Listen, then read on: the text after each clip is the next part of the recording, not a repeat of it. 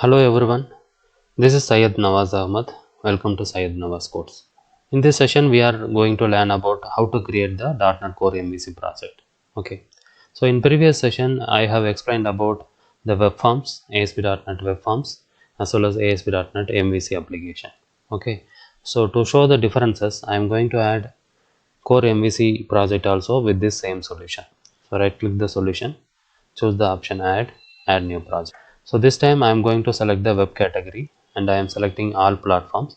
So when I am selecting all platforms, so I have to scroll down to find out the MVC type. So I am selecting ASP.NET Core Web Application of Model View Controller type. Okay, so this type I am selecting. So this is the web category. Will have the platform support of Linux, Mac OS and Windows and can be hosted on cloud. And we can create services also. And it is a C# language project. Click next. I'm giving project name as Core MVC demo. Click next. See this. So this is the target framework. I am selecting 5.0 as on date, and I am not don't want to use any authentication now. So authentication type is none. So I am leaving the configure for HTTP as it is. I don't want Docker support now. Later I will do that. Just click create. Yes, we successfully created Core MVC application. Now we will discuss about the differences between the traditional MVC as well as Core MVC. In traditional MVC application, we have web.config file to store all the configuration related information. So this is the XML file. Similarly, here we have app settings.json. So this is the JSON file, JavaScript object notation file. Here we will store the configuration information like connection string, etc., etc. And so as I have created MVC project, I have models folder, controllers folder and views folder here.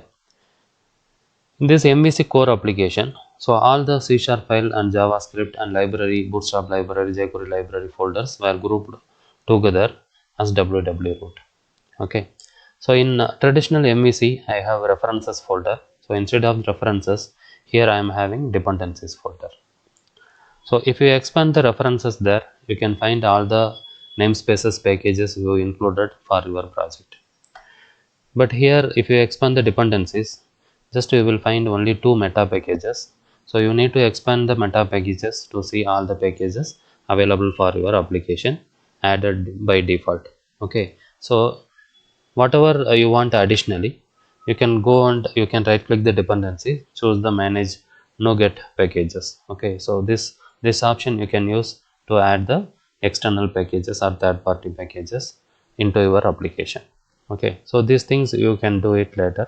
For example, if you want any support of entity framework, you can search for Microsoft entity framework packages, Microsoft entity framework core.sql server packages, you can search over here. Okay, so all the packages you can include into these dependencies. Expand the properties folder, there you can find the launch settings. So this launch settings is also a JSON file.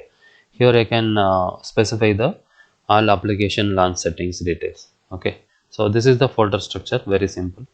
Even though I have created this core MVC demo as a web application, so this application the starting will happen like a console application. See this program.cs. This program.cs contains a void main. So this is calling create host builder. So create host builder is the method that is available here. So this create host builder is consuming the startup.cs file. Startup.cs file is available here. So this startup.cs file contains all the configuration information as well as the dependency injection information, as well as what are all the middleware components we are adding for this application. So everything available here. So this startup.cs is very important according to .NET Core MVC applications. Like how you have received some home controller in traditional MVC, here also you can find the home controller. So in this home controller, see this, I will be having one private variable. So this private variable underscore logger is global to all the action methods. Okay, so as I have this private variable at controller level, so this controller level variable can get access in all the action methods. Okay, but currently I am not going to use any logger with this in this application, so that I can command this as well as I can leave as it is. Okay, now I am going to see about this index action method, privacy action method. Okay, so this is the home controller. So go and see the views folder. So inside the views folder, there you can find the home folder. So for this home controller, this home folder is associated. This home controller contains index action method and privacy action method. So here also you can find index.cshtml as well as privacy.cshtml.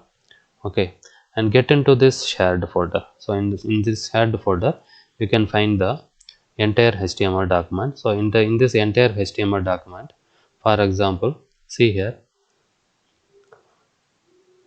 the links are getting created by using tag helpers. This ASP area and ASP controller, ASP area, ASP controller, and the ASP actions. So whatever the items you are seeing, just you are seeing here with purple color, so they are called tag help. So .NET Core MVC applications, they are mainly consuming the tag helpers for multiple actions, but it does not mean that you should not use HTML helpers here. You can use HTML helpers also here. Okay, so what about HTML helpers? So HTML helpers are introduced in MVC. So get into this traditional MVC applications shared folder. There you look at that. See, the menu is getting created, nav bar, nav. So this menu is getting created by using @HTML action link, @HTML action link, @HTML action link.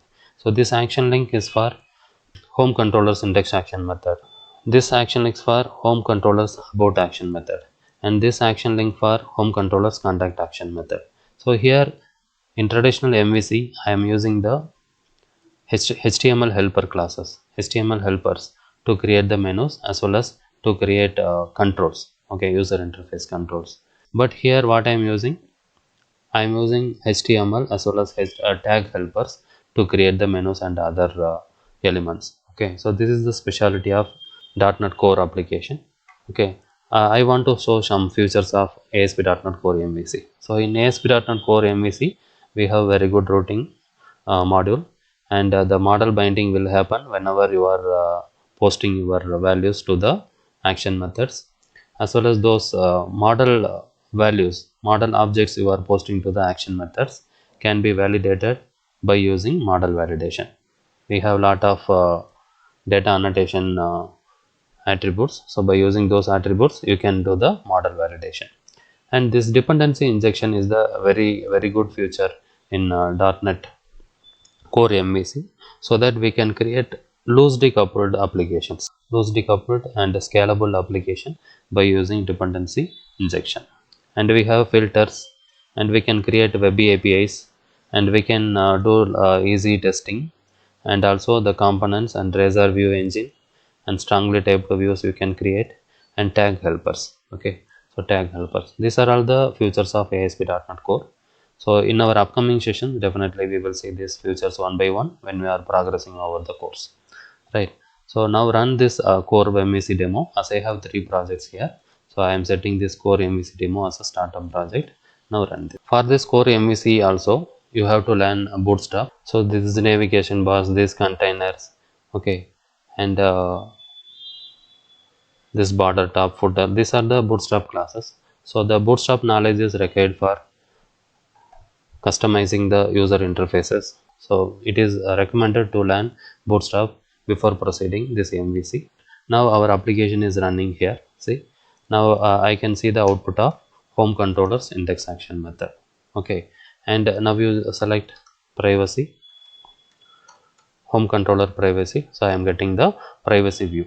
Okay, now try to search some other view, you will get 404 error, because in home controller I don't have any hello action method, and I don't have any hello.cs HTML there. Okay, so let us, in our upcoming session, let us create the additional controllers, as well as we try to create the action methods there, and let us connect once again.